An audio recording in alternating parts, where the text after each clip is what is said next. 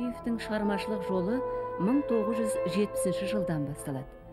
Ол Николай Островский атындағы бүкілодақтық әдеби сыйлықтың, Қазақ СССР мемлекеттік, Қазақстан Ленин комсомолы сыйлығының және Молодая гвардия, жалын баспалары мен Дружба народов журналы сыйлықтарының лауреаты. Көрнекті қазақ жазушысы Оралхан Бөкеевтің кітаптары ағылшын, неміс, чех, болгар, венгр, поляк, араб тілдеріне және туысқан республикалардың барлығында аударылған.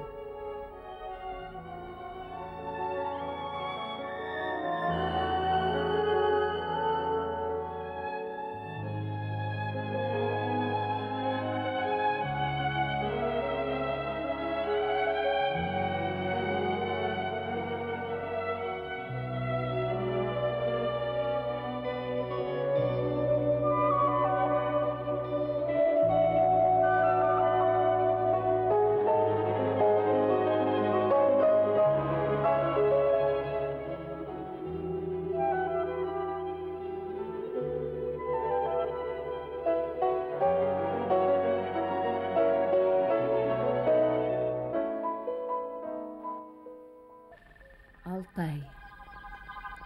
Егер сіз осынау таңғажайып өлкеге, табиғаттың арда төлі атақты Алтайға барсаңыз да, оның күншығыстың бар асылын, бар байлығын, бар сұлулығын өн бойына дарта жинақтаған асқар тауларын, асу белдерін, телегейнен тентектігі өктем ерке өзендерін, ат омыраулап жарып жүре алмайтын жасыл шалғын кең жайлауын, кермарал кербез елігін, мамырлай жүзген аққу қаздарын, татсаң таңдайыңда қалар балы мен ақ балтыр ару қайың, қайсар қарағайын. Иә, остардың қадір қасиетін түсініп, сезіміңізді селт еткізе алмасаңыз, әсіресе айналайын адамдардың құдіретті қолынан туындаған сұрапыл жанар таулар мен жаңғыртуларды зерделей алмасаңыз, онда тыңдаңыз. Алтайдан әрі Қазақстанның жері жоқ. Және Қазақстанның ең сұлу аймағы да осы өр Алтай. Алтайдың көктемі кешеу келеді. Қыстайғы 2 мәртеге тарта жауған қар еріншектене ерігенше астынан шөп көктеулі көреді. Құралайдан бастап нағыз көктем туып, жан-жануарға жан бітіп әбігерге түссе, адамдар да ағаш үйлерінен ұзап, тыраң тірлігіне, шаруа қамына кіріспек. Май айының аяқ шенінде бүкіл Алтай қып-қызыл гүлге көмкеріліп, жасыл жаулығын қайта жанған. Көк көңбек аспанда мамықтай бұлт маңып, тау өзендері көркіне қайта мінбек. Сіз табиғаттың осыншалық сый-сияпатын төге салған мәрттігіне қайран қалып, тау асып, байып жатқан күннің алқызыл нұрына табынасыз да, кілемдей түрілген көк майсаға аунай кетесіз. Күлесіз, бақыттан, шаттықтан күлесіз. Күліп жүріп гүл тересіз, теріп жүріп, айналайын Алтайым, осы жұпарыңнан айырылып қала көрме, өйткені мен сені сүйемін, өйткені мен сенің перзентіңмін, өйткені жаһанда саған жетер салтанатты жер жоқ деп жар салғымыз келеді. Оралхан Бөкеев.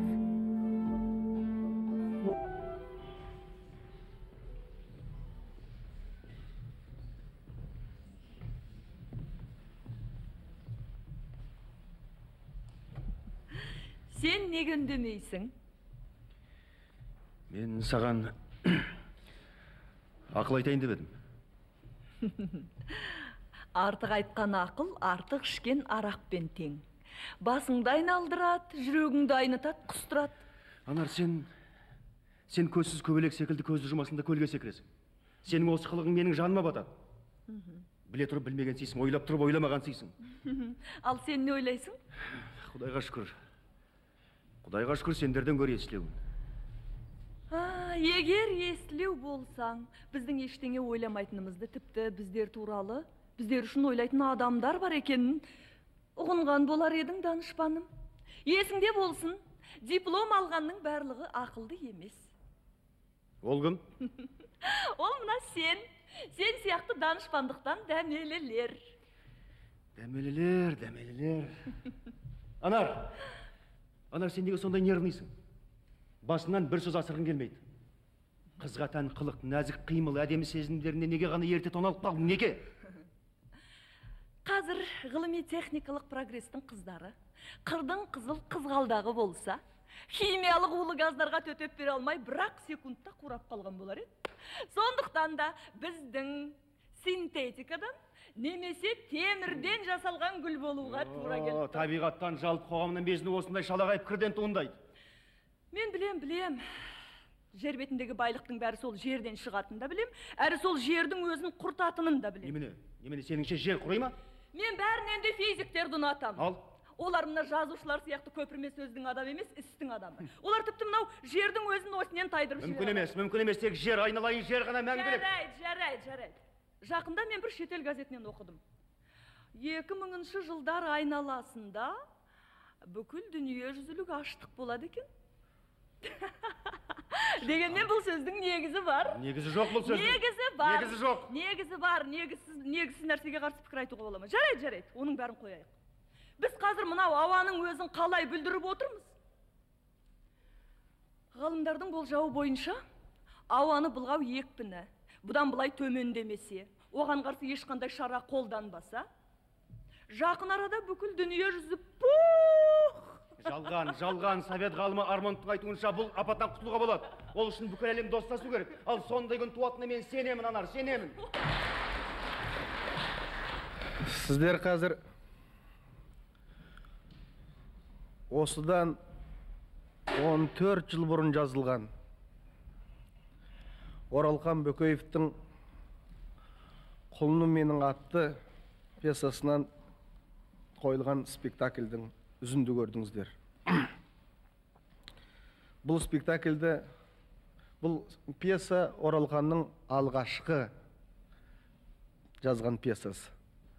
Пьесаны бірінші варианттарын істеп жатқан кезде көп затқа келіседі, келіспейді. Екеуміз бірімізді көрместей болды, кеткен күндерде болды.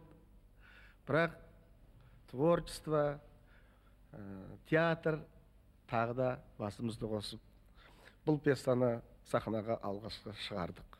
Шыққанда өте жақсы болып шықты. Бұл пьесада осы Мұхтар Әуезов театрынан басталып, көптеген поколение ойнады. Буын әртістердің. Анвар Молдабеков, Жайсаңбаев Есболған, Раушан Әуезбаева, Матан Мұраталиев осы сияқты қазіргі күнде арамызда жоқ. Үлкен аяулы азаматтар ойнады. Содан кейін бұл пьесада театрдың басқа да жас буындары. Міне содан бері бұл пьеса әлі өзінің актуальдығын жоғалтпай, осы уақытқа дейін сахнада жүріп жатыр.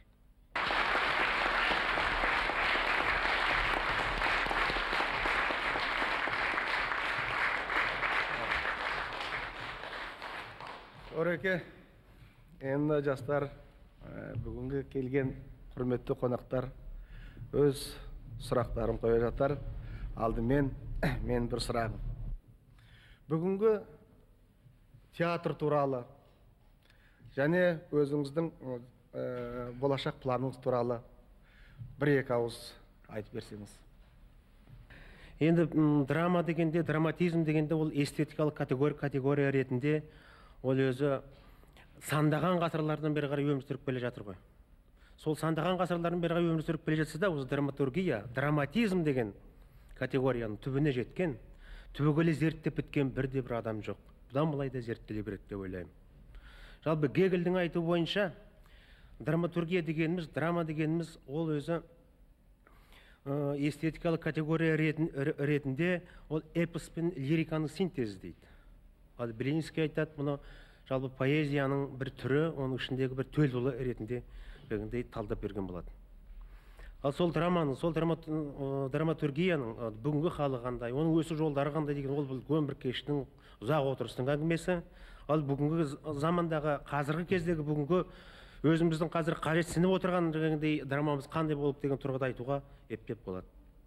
бүгінгі кезде драматургияның, жалпы драманың өзінің заңдылықтарын бәрін игеріп біттік дейміз. Жаңағы сөзімнің алдында айтып кеткенде әлі түбегейлі игеріп біткен де жоқпыз. Бүгінгі кезде біз өзі драматургияны, драманы өзі өмірдің тартыстың сахнаға алып келген бір көрінісі болатын болса, егер біз драматургтер оны жасаған кезде шикізат күнінде ғана жасаймыз, ал сахнаға көрсететін жалпы режиссерлар, және Қадыр Жетісбаев секілді біздің кәдімгідей үлкен режиссерларымыз болады. Ал драманың жеке өзі әдебиеттің бір жанры ретінде, әдебиеттің жанры болғанда, оны Беренскийдің тағы да әдебиеттің ең бір қиын жанры деп есептеген. Сондықтан дағы жазушының кез келгені жайында пьеса жаза алмайтыны сондықтан. Оралхан, мен Торғай облысынан арқалықта дәрігер болып істеймін. Менің көкейімде жүрген мынандай бір сұрақ бар. Осы бір тарихи күндерде, жаңағы өзіміз айтқандай, бетбұрыс кезеңінде шындық жөнінде көп айтып отырмыз. Әлеуметтік шындық, әдебиеттегі шындық, жалпы шындық жөнінде. Осы шындық жөнінде сіз өз ой пікіріңіз қалай? Біз жеттік па? Халық қалай жетеді? Не болмаса кейбір жеке адамдар осы шындыққа қалай жетеді деп ойлайсыз? Осы жөнінде сіздің пікіріңізді естігіміз келеді. Егер шындықты, мен айтайын, егер шындықты былай әзілдеп айтсақ, қыз десек, оған ешкімді үйленбес еді. Үйленбейтін себебі ол шындықпен тұра алмай ертең айырылысып кетеді. Өйткені шындықтан қорқамыз біз. Таза шындықтан қорқамыз. Сондықтан дағы шындықты біз жаңағындай қыз болмай, ол жаңағындай тек шындық қана болып, не ұл болмай жаңағындай тек қана шындық болып қалғанға әрі сүйінеміз, әрі өкінеміз де. Ал бүгінгі заманның шындығын жазу жолындағы біздің жазушылардың біраз ізденістері бар. Енді мына бетбұрыс кезінде жаңағындай енді жазатын шығар, оны уақыт көрсетеді. Бұл жерде тағы бір нәрсенің басын ашып айту керек, жолдастар. Оның басын ашып алатын нәрсе ол мынандай. Бұған дейін жариялықтан бұрын өздеріңіз білесіздер, бізді баспайды. Біздің кереметтей шындықты айтқан шығармаларымыз жаңағындай жатыр шіркін аусыны басса, мен данышпан классик боламын деген ұғым қалыптасып келген. Және бұл кезде, жабық кезде, қиындау кезде, шындықты жаңағындай соғылдында айтпайтын, бетбұрыстан бұрынғы уақыттарда, мысалы үшін, шындықты айтып қалған, өзінің жалпы атақ даңқының дәрежесінде шындықты айтып қалған жазушылардың біразын біз жаңағындай үлкен классикалық үлкен шығармалар тудырудың қатарына есептеп келдік. Енді жариялықты жар салды. Енді сол әлгіндегі шындықты айтқан, бүгінгі заманның шындығын айтқан көркем шығармаларыңыз, классикалық шығармалар жазылмай, олар қайда кетіп қалды? Жоқ қой. Демек ол туған жоқ деген сөз. Оны жаза алмады деген сөз. Енді бұдан былай үкімет пен партиямыз біздің жазушылардың, суреткердің алдында үлкен жауапкершілік жүктеп отыр. Өйткені ал енді айтыңдар деген кезде біз айта алмай жатырмыз. Демек біздің ең әуелі талант құдіретіміз жетпей жатыр деген сөз. Ал о бастағы жаңа жариялықтан бұнда айтылмай келген айтар еді, бірақ оның формасы тағы да талант құдірет жетпей қалды деп ойлаймын.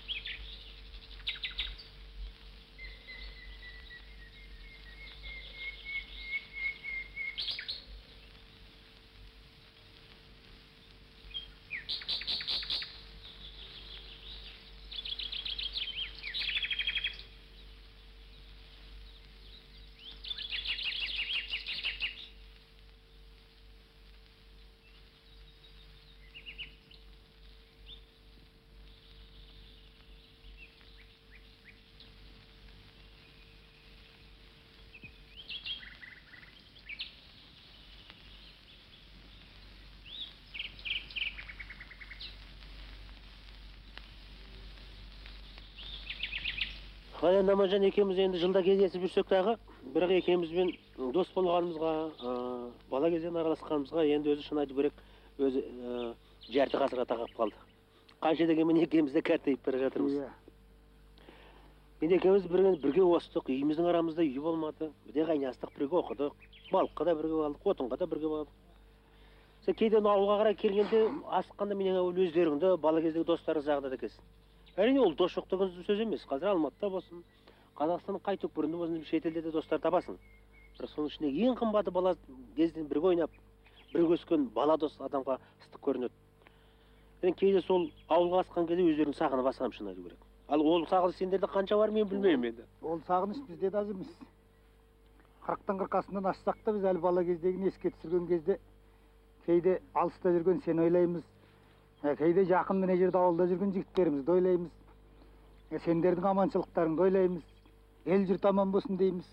Міне. Ал енді оның бәрі дұрыс қой аманжан. Сенің шағын сағынышқа күмәнім жоқ онда. Бірақ кейде мынандай бір жағдай болады. Мынау қазір Құдайға шүкір, өзінің салты бойынша айтсақ шүкіршілік, елдің де жердің де әйтеуір жағдайы жақсарып келе жатыр. Бірақ осы елдің жердің жағдайы жақсарған сайын, мынау материалдық жағынан олар кішкене іштенген сайын, байған сайын, олардың жан дүниесінің рухани байлығы таяздап бара жатқан жоқ па? Кейде мен шынымды айтайын, кейде мен осы ауылға келген кезде сол бірге өскен, біте қайнасқан жігіттердің кейбіреуі сәлемге жарымайды. Ол дұрыс. Ол сендердің өзің оқытып отырған оқушыларыңнан бастап, тіпті өзіміз өңірес бірге өскен азаматтардың өзі бір жатқан кезде біреуге ассалаумағалейкум аман-есен ат көрген. Ол қазақтың сөзі бір емес пе? Алыстан жолаушы келсе, 60-тағы адам 6 жасар бала келіп сәлем береді деп. Сондықтан жәнің кейде көзі бақырайып өтіп кеткен кезде таңғаласың, бұларға не көрді деп.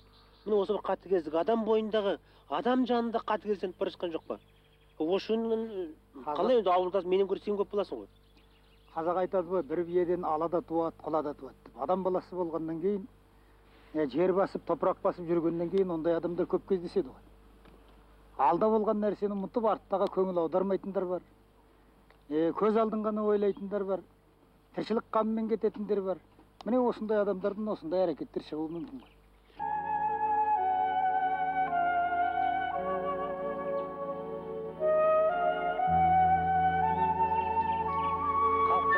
Тақырыбы жалпы интернационализм деген сан ұлттардың өкілдерінің менің шығармамда, менің творчествомдағы бейнеленуі, суреттелуі деген келетін болатын болсақ, ол молынан қамтылған.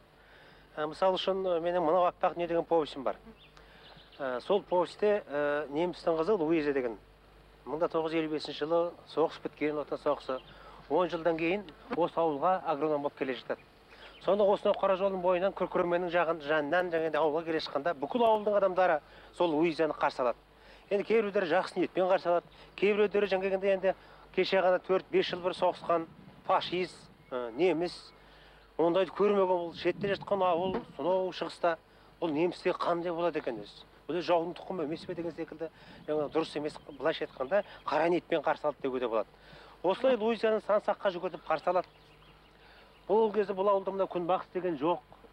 Тек қана азын-аулақ жегендей тары егетін, азын-аулақ бидай егетін, одан басқа еш нәрсе жоқ еді. Сол Луиза келгеннен бастап жаңағындай бұл халықтың Луизаға деген ниеті өзгере бастайды. Өйткені бұл ауылға ең әуелі мына күнбағыс деген нәрсенің өзін, адамды жаңағындай бір қуанышқа бөлейтін, адамды бақытқа бөлейтін, мына кішкентай күннің басы секілді күнбағысты осы ауылға жаңағындай Луиза деген немістің қызы алып келіп еді.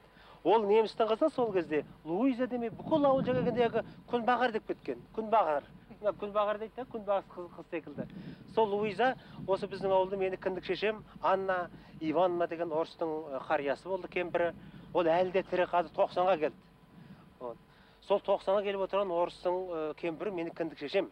Сол кісінің Аннаның үйінде бізге көрісіп тұрады. Сол Луиза да сол үйге квартираға тұрды. Мен сол күннен бастап Луизамен достастық. Мен одан кішкене жасырақпын, кішкенемін. Луиза атқа мінуді білмейді. Қалада өскен қыз жаңағындай ат дегенге өмір бақи мініп көрмеген, қай жағына мінуін де білмейді. Ол таңертеңнен кешке дейін жаңағы Луиза мені әуеледі, мені атқа мінуге үйретті. Біресе мына жағына аттың мінгізсе, мына жағына алып түсіп қалады. Мына жағына мінгізсе, мына жағына алып түсіп қалады. Сол таңертеңнен кешке дейін сол Луиза екеуміз сол күнбағыстың ортасында жаңағындай атқа мінуді үйреніп жүреміз.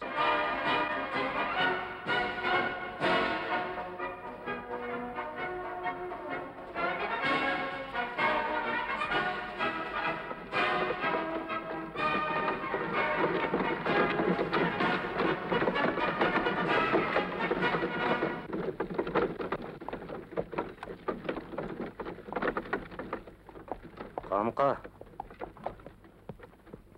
мені мүгедектер үйіне апарып сал.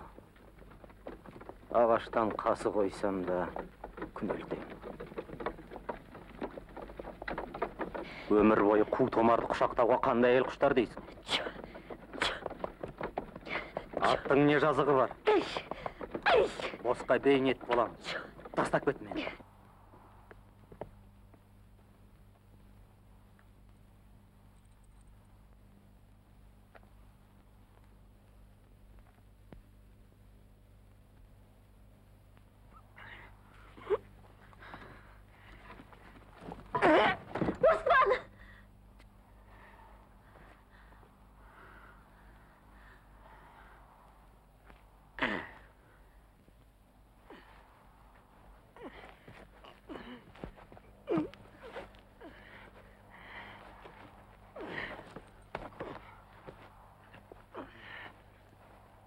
Менің шығармаларымның көпшілігі осы туған ел, өскен жер туралы болып келеді. Осы өзімнің туып өскен Шыңғыстай туралы болып келеді. Міне осы оқиғалардың барлығы жинақталып, менің өзімнің көркем шығармам өзінің көрінісін тауып жатады. Енді көркем шығарма дегеніміз өмірдің көшірмесі емес, оның бейнесі, сәулесі болғандықтан, оған өзімнің авторлық, әрине көптеген философиялық ойларым, психологиялық моменттер, табиғат суреттері қосылады. Мына жағы Таулы Алтай өлкесі. Міне осының барлығы менің шығармаларымда көрініс тапқан.